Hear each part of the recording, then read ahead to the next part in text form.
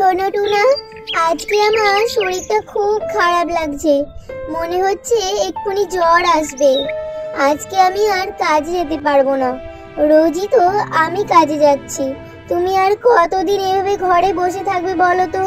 আমাদের মেয়েটাও খাবার অভাবে দুর্বল আর রোগা হয়ে যাচ্ছে। ওকে ভালো কিছু খাওয়াতে পারছি না। তুমি আর ঘরে বসে থেকো না গো। না না, আমি ওসব কাজে যেতে পারবো না। আমি চড়ুইয়ের কাছে বাজি ধরেছিলাম, আর বাজিতে 500 টাকা হেরে গেছি। এখন আমার টাকা লাগবে। তুমি কাজে না গেলে কে টাকা এনে দেবে আমায়? তুমি তাড়াতাড়ি কাজে যাও। টুনা, তুমি কি কোনোদিনও ভালো হবে না? ঘরে টাকার অভাবে আমরা মরতে বসেছি, আর তুমি টাকাগুলো বাজি ধরে এইভাবে নষ্ট করছো। তোকে আমি বেশি কথা বলতে বলিনি। তুই এক্ষুনি কাজে যা, আর না হলে আমার বাড়ি থেকে বেরিয়ে যা। টাকাটা আজ আমার রাতের মধ্যেই চাই, এই বলে দিলাম। তারপর রাত্রিবেলা যখন টুনি আর টুনটুন ঘুমিয়ে পড়ে, ঠিক তখনই টুনা আসে আর লুকিয়ে আলমারি থেকে সব টাকা আর টুনির গয়না নিয়ে সে চলে যায়।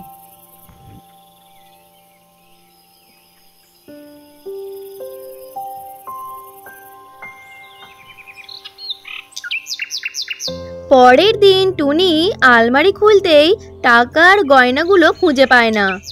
এ কি, আমার এখানে টাকাগুলো কে নিল?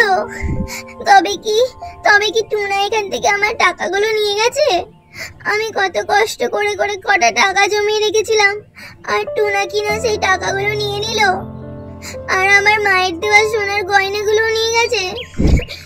টুনটুন মারে, চল আমরা এখানে আর থাকবো না, আমরা মামা বাড়ি চলে যাই, চল। তারপর টুনি টুনটুনকে নিয়ে তার মায়ের বাড়ি চলে যায়।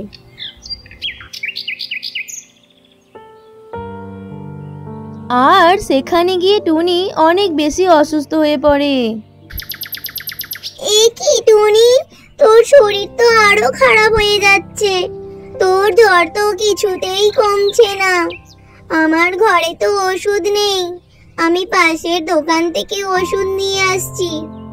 দিদি ভাই, তুমি তোমার মায়ের খেয়াল রাখো, আমি এক্ষুনি ওষুধ নিয়ে আসছি।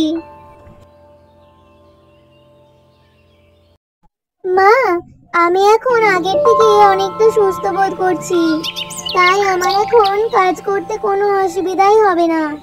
তুমি টুনটুনকে দেখে রেখো, আমি কাজে যাচ্ছি। দিদা, ও দিদা, আমার না খুব রসগোল্লা খেতে ইচ্ছে করছে। তুমি আমাকে রসগোল্লা এনে দাও না দিদা, আমার খুব খেতে ইচ্ছে করছে। কিন্তু দিদি ভাই, ঘরে তো রসগোল্লা আনা নেই। তুমি একটু বসো, আমি রান্নাটা শেষ করে তোমাকে বাজার থেকে রসগোল্লা এনে দেবো, কেমন? না দিদা, আমার এক্ষুনি লাগবে। তুমি আমাকে টাকা দাও, আমি বাজার থেকে রসগোল্লা নিয়ে আসছি। কিন্তু দিদি ভাই, তুমি তো খুব ছোট, তোমার মা তোমাকে বাইরে যেতে বারণ করে গেছে। না না দিদা, আমার কিচ্ছু হবে না, আমি ঠিক রসগোল্লা নিয়ে আসবো। তুমি একদম চিন্তা করো না, আমি দূরে কোথাও যাব না। দোকান থেকে রসগোল্লা কিনে ঠিক বাড়ি চলে আসবো। দাও না দিদা। তারপর টুনটুনের দিদা টুনটুনের জেদের কাছে হেরে যায় আর টুনটুনকে সে টাকাটা দিয়ে দেয়। আমার তো রসগোল্লা খেতে কত ভালো লাগে, মনে হয় প্রতিদিন রসগোল্লা খাই। কিন্তু আমরা তো গরিব, আমার মা প্রতিদিন অত টাকা কোথায় পাবে? ছোটবেলায় মা আমাকে কত জাদুর হাড়ির গল্প শোনাতো। সেই হাড়ির কাছে যাই খাবার চাওয়া হতো তাই পাওয়া যেত। আমাদের যদি এমন একটা হাড়ি থাকতো, তাহলে আমি শুধু রসগোল্লাই চাইতাম, আর তাহলে অনেক রসগোল্লা খেতে পারতাম। বনের পাখিদেরকেও ফ্রিতে রসগোল্লা খাওয়াতে পারতাম, আর আমার মাকেও বাইরে কাজে যেতে হতো না। রসগোল্লা বিক্রি করেই অনেক টাকা পেয়ে যেত। এই সব বলতে বলতেই টুনটুন বাজারের দিকে যাচ্ছিল। হঠাৎ সে দেখতে পেল নদীর ধারে একটা সোনালী মাছ পড়ে আছে, আর একটা শিয়াল সেই মাছটাকে ধরার চেষ্টা করছে। টুনটুন এটা দেখতেই একটা পাথর নিয়ে শিয়ালের দিকে ছুঁড়ে মারে, আর শিয়ালটা সেখান থেকে দ্রুত পালিয়ে যায়। তোমাকে অনেক ধন্যবাদ, তুমি আমাকে নতুন জীবন দিলে। তুমি খুব দয়ালু আর উপকারী। আজকে থেকে তুমি আমার বন্ধু। তুমি আমার জীবন বাঁচিয়েছো, তাই এখন তুমি আমার কাছ থেকে যা চাইবে আমি তোমাকে তাই দেব। বলো বন্ধু, তুমি কি চাও? না না বন্ধু, আমি তোমার কাছ থেকে কিচ্ছু চাই না। মা আমাকে বলেছে কেউ বিপদে পড়লে তাকে সাহায্য করতে হয়, আর সাহায্যের বিনিময়ে কিচ্ছু নিতে নেই। আমি তোমার কাছ থেকে কিচ্ছু নিতে পারবো না বন্ধু। তোমার মা অনেক ভালো, তোমাকে অনেক ভালো ভালো শিক্ষা দিয়েছে। আজ তাহলে আসি বন্ধু, ভগবান তোমার সকল ইচ্ছে পূর্ণ করুক। তারপর মাছ চলে যায় আর টুনটুনও মিষ্টির উদ্দেশ্যে বাজারের দিকে যেতে থাকে। কিছু দূর যাওয়ার পর জঙ্গলের মাঝে সে একটি সোনালী রঙের হাঁড়ি দেখতে পায়, আর সে সেই হাঁড়ির কাছে গিয়ে ভাবতে থাকে, আরে এই জঙ্গলের মাঝে এত সুন্দর সোনালী রঙের হাঁড়ি কোথা থেকে এলো? চারপাশে তো কাউকেই দেখতে পাচ্ছি না, তবে এখানে এটাকে কে রাখলো? মা বলেছে রাস্তায় কিছু পড়ে থাকলে একদম ধরবি না। না বাবা, আমি ধরবো না এটা। যাই, মাকেই ডেকে নিয়ে আসি, তারপর মা যা ভালো বুঝবে তাই করবে। এরপর টুনটুন বাড়ি চলে যায় আর বাড়িতে গিয়ে টুনিকে সে সব কথা খুলে বলে। তারপর টুনটুন আর টুনি সেখানে গিয়ে সেই হাঁড়িটিকে তারা পিঠে চাপিয়ে বাড়িতে নিয়ে আসতে থাকে। তারা যখন নদীর ওপর দিয়ে উঠতে থাকে তখনই তাদের সাথে সেই সোনালী মাছের আবার দেখা হয়। এই যে বন্ধু, শুনতে পাচ্ছ? আমি সোনালী মাছ, এদিকে এসো, শোনো আমার কথা। আরে বন্ধু তুমি? মা মা জানো, এই সোনালী মাছ আমার নতুন বন্ধু। আর জানো, আমি ওকে একটা দুষ্টু শিয়ালের হাত থেকে বাঁচিয়েছিলাম। হ্যাঁ, আমি টুনটুনের নতুন বন্ধু। আর আমি তোমাদের এখন একটা কথা জানাতে চাই। তোমাদের এই হাঁড়িটা একটা জাদুর মিষ্টির হাঁড়ি। এই হাঁড়ির একটি বিশেষ ক্ষমতা আছে। তোমরা এই হাঁড়ির কাছে মিষ্টি চাইলে এই হাঁড়ি তোমাদের এক হাঁড়ি মিষ্টি দেবে।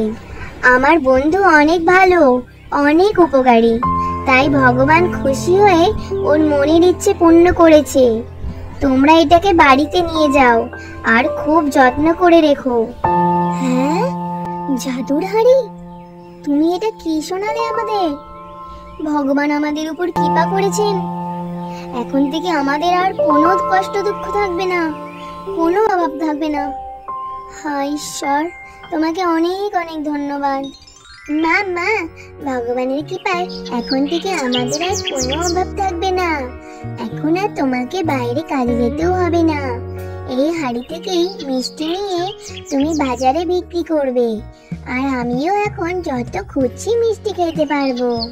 হ্যাঁ রে মা, তুই ঠিকই বলেছিস, কিন্তু তার আগে তুই একবার পরীক্ষা করে দেখ তো মা, সত্যি সত্যি এই হাঁড়ি থেকে মিষ্টি পাওয়া যায় কিনা। জাদুর হাঁড়ি, জাদুর হাঁড়ি, আমাদের তুমি অনেক অনেক রসগোল্লা দাও দেখি। ও মা, এই দেখো কত রসগোল্লা। মাছ বন্ধু আমাদের সত্যি কথাই বলেছি, ভগবান সত্যিই আমাদের কৃপা করেছেন। এখন থেকে আমি যত খুশি রসগোল্লা খেতে পারবো। হ্যাঁ রে মা, তুই তো খাবি, তার আগে বনের পাখিদেরকেও এই সুখবরটা দিয়ে আসি আর মিষ্টি খাইয়ে আসি, তাহলে ওরাও অনেক খুশি হবে, তাই না? তারপর টুনি কাকুলির বাড়িতে মিষ্টি নিয়ে গেল। এই নাও কাকুলি দিদি, মিষ্টি খাও। এ কি রে টুনি, হঠাৎ মিষ্টি আনলি যে? কিসের জন্য এখন মিষ্টি খাওয়াচ্ছিস বলতো?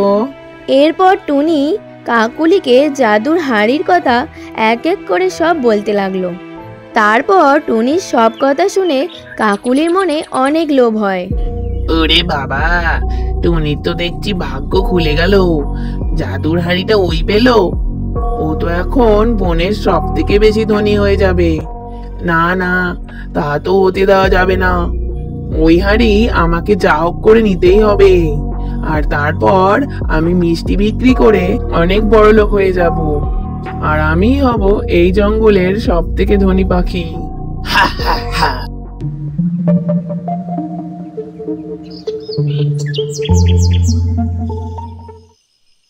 তারপর একটু রাত হতেই কাকুলি জাদুর হাঁড়িটা টুনির বাড়ি থেকে চুরি করে দিয়ে নিজের বাড়িতে নিয়ে আসে।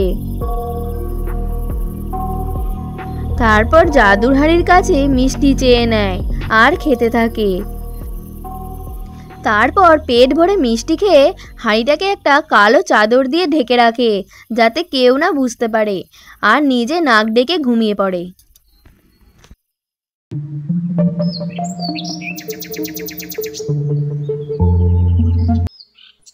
এদিকে টুনি ঘুম থেকে উঠে হাঁড়িটা বাড়ির কোথাও খুঁজে পায় না, তাই সে মন খারাপ করে কাঁদতে থাকে।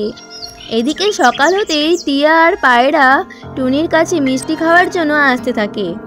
তারপর টুনিকে মন মরা চিন্তিত দেখে বলতে থাকে, টুনি বোন, তোমাকে এত মন মরা দেখাচ্ছে কেন? কিছু কি হয়েছে?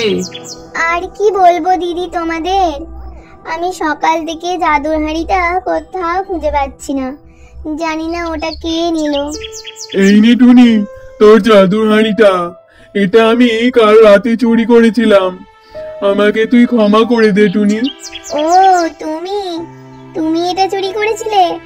আর চুরি যদি করলে তাহলে আবার দিতে এলে কেন? তাহলে শোন টুনি, তোর এই হাঁড়ির অনেক ক্ষমতা, একটুর জন্য বেঁচে গেছি আমি যখন কালকে রাতে ঘুমাচ্ছিলাম হঠাৎ কেউ আমাকে লাঠি দিয়ে মারতে থাকে। কে মারছো আমায়? ছেড়ে দাও, ছেড়ে দাও। আমি মারছি তোমায়। আমি হলাম মাছ পড়ি। তুমি আমার বন্ধু টুনটুনের জাদুর হাঁড়ি চুরি করেছো, তাই আমি তোমাকে এখন শাস্তি দিচ্ছিলাম। তুমি কালকে ওই হাঁড়ি ফেরত দিয়ে আসবে, না হলে আমি আবার মারবো, মারতে মারতে তোমায় শেষ করে ফেলবো। না না মাছ পড়ি, আমাকে আর মেরো না, আমি কালকে এই হাঁড়ি টুনিকে ফেরত দিয়ে আসবো, আমাকে ক্ষমা করে দাও, আমি এমন কাজ আর কখনো করব না। ও আচ্ছা আচ্ছা, তাই তুমি এখন আমাকে হাঁড়িটা ফেরত দিতে এসেছো? আচ্ছা ঠিক আছে, আমি তোমাকে ক্ষমা করে দিলাম। টুনি, তুই অনেক দয়ালু রে, দেখিস আমি আর এমন কাজ কখনো করব না।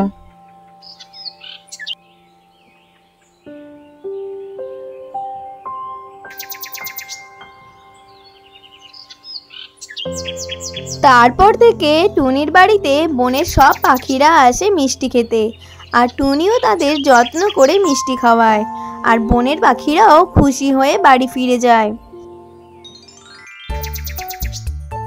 কিছুদিন পর টুনি একটি ছোট্ট দোকান দেয়, আর সেখানে সব পাখিরা আসে মিষ্টি কিনতে। আর এইভাবেই টুনি রোজগার করে সংসার চালাতে থাকে, আর তাদের অভাব দূর হয়। সমাপ্ত।